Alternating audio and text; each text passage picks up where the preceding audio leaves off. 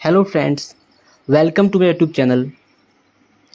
આ વિડીયોમાં આપણે ગિવિંગ સજેશન કે જે એક લેંગ્વેજ ફંક્શન છે એના વિશે અભ્યાસ કરશું.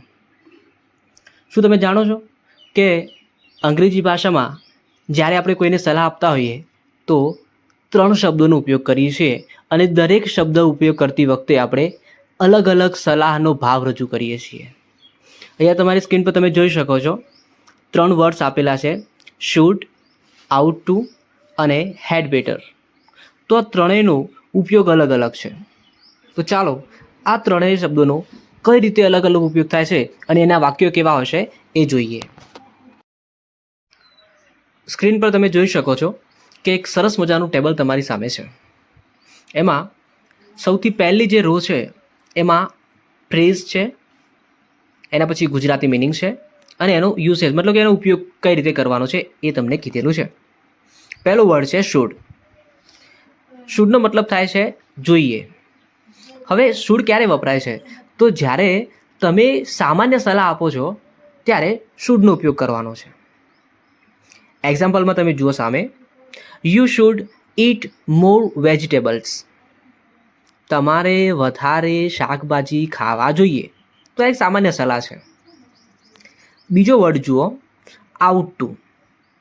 આઉટ ટુનો મતલબ થાય છે કરવું જોઈએ. સલાહ આપે છે પણ કેવી?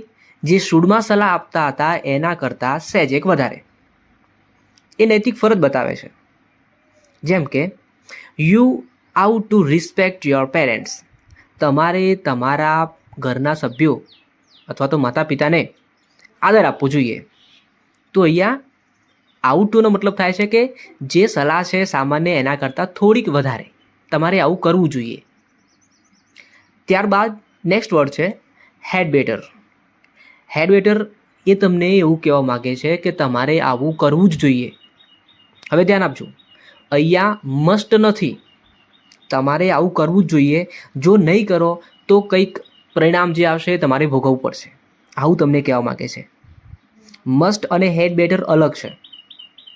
એક્ઝામ્પલમાં જુઓ, you had better study for the test. તમારે ટેસ્ટ માટે સારું અભ્યાસ કરવો પડશે. જો તમે અભ્યાસ નહીં કરો તો તમને ખરાબ પરિણામ મળશે. તો હેડ બેટર જે છે એ મસ્ટથી અલગ રહેશે. મસ્ટમાં એવું છે કે મસ્ટની અંદર તમે જે કામ કરવાના છો એ તમારે કરવું જ પડશે, ચાલશે નહીં જ. અને અહીંયા તમે આ કામ કરશો નહીં તો એનું પરિણામ તમારે ભોગવવાનું થશે. તો હેડ બેટર જે છે એ સલાહ આપે છે પણ ચેતવણી રૂપે સલાહ આપે છે. તો બસ આ વિડીયોમાં આટલું જ છે. અહીંયા સૂત્ર બનાવવું હોય તો આપણે વાક્ય પરથી સૂત્ર બનાવી શકીએ. મેં અહીંયા લખ્યું નથી પણ બનાવી શકવું હોય તો બનાવી શકીએ છીએ. જેમ કે યુ છે, દરેક વાક્યમાં સૌથી પહેલાં મેં યુ પ્રોનાઉન વાપરેલું છે.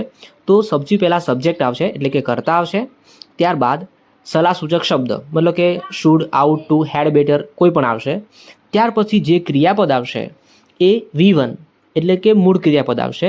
અને એના પછી જે નામ આવશે અથવા તો વર્બ હોય ઓબ્જેક્ટ હશે અથવા તો અન્ય વર્ડ હશે એ બધા પાછળ આવશે. પછી ટૂંકમાં તમારે કરતા, આઉટ ટુ, શુડ અને હેડ બેટર એ ત્રણમાંથી કોઈ પણ એક વર્ડ અને એના પછી જે આવતું ક્રિયાપદ છે એ V1 આવશે, મૂળ ક્રિયાપદ આવશે.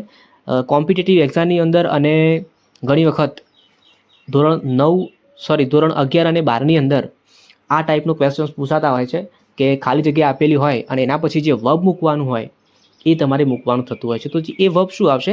V1 આવશે.